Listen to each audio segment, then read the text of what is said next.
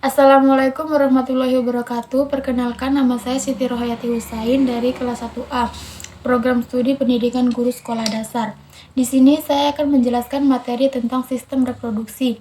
Sistem reproduksi adalah sistem organ seks dalam organisme yang bekerja sama untuk tujuan reproduksi seksual. Yang pertama, sistem reproduksi pada manusia. Sistem reproduksi pada manusia termasuk ke dalam kategori reproduksi seksual. Artinya, reproduksi terjadi melalui proses bertemunya gamet jantan atau sperma dengan gamet betina atau ovum, membentuk individu baru yang disebut dengan fertilisasi.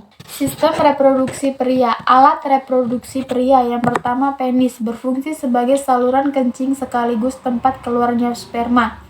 Yang kedua, skrotum, berperan untuk menjaga suhu testis agar sesuai untuk memproduksi sperma. Yang ketiga, testis, adalah alat kelamin bagian dalam.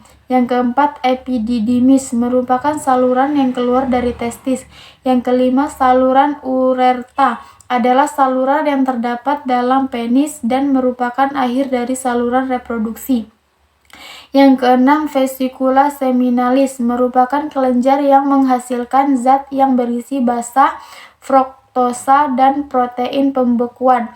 Yang ketujuh, kelenjar prostat, terletak di bawah kandung kemih.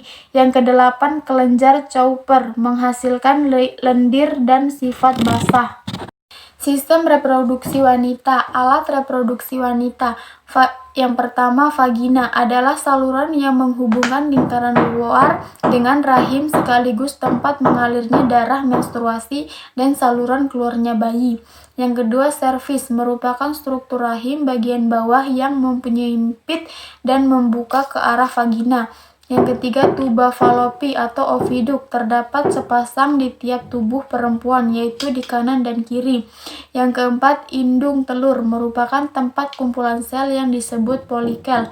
Yang kelima, rahim, berfungsi sebagai tempat berkembangnya janin, setelahnya sel telur dibuahi oleh sel sperma. Yang kedua, sistem reproduksi pada hewan.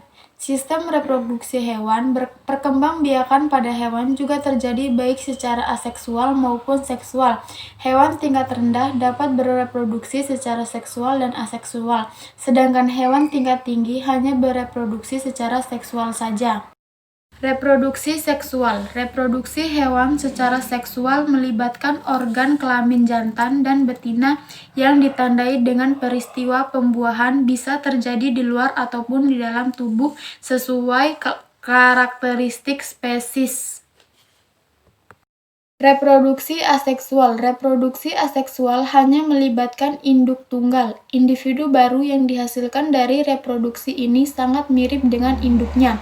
Perkembangbiakan makhluk hidup tanpa didahului dengan pembuahan antara sel gamet jantan dan sel gamet betina disebut sebagai reproduksi aseksual. Perkembangan dan kelahiran embrio dapat terjadi melalui 3 cara. Yang pertama, vivipar, yaitu hewan beranak. Yang kedua, ovipar, hewan bertelur. Yang ketiga, ovovipar, hewan bertelur dan beranak. Yang ketiga, reproduksi tumbuhan. Reproduksi tumbuhan adalah suatu proses di mana tumbuhan memperoleh organisme baru yang sesuai dengan induknya. Reproduksi atau perkembangbiakan pada tumbuhan memiliki 2 sistem reproduksi, yaitu secara vegetatif dan secara generatif. Reproduksi vegetatif atau tak kawin. Reproduksi vegetatif atau dikenal dengan tak kawin merupakan reproduksi yang dilakukan tumbuhan tanpa adanya peleburan antara 2 sel gamet dari jantan, yaitu benang sari, dan dari betina, yaitu putik.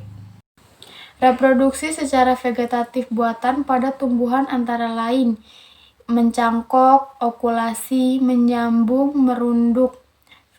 Reproduksi vegetatif alami pada tumbuhan antara lain tunas, contohnya pisang dan tebu, spora, contohnya lumut dan tumbuhan paku, tunas adventif, contohnya sosor bebek, geragih atau stolon, contohnya stroberi dan semanggi. Reproduksi generatif atau kawin merupakan reproduksi yang dilakukan tumbuhan dengan melibatkan peleburan antara 2 sel gamet dari jantan yaitu benang sari, dan dari betina yaitu putik. Macam-macam penyerbukan berdasarkan asal serbuk sari: penyerbukan sendiri, penyerbukan tetangga, penyerbukan silang, penyerbukan baster. Berdasarkan perantara, yaitu perantara angin, perantara air, perantara manusia, dan perantara hewan.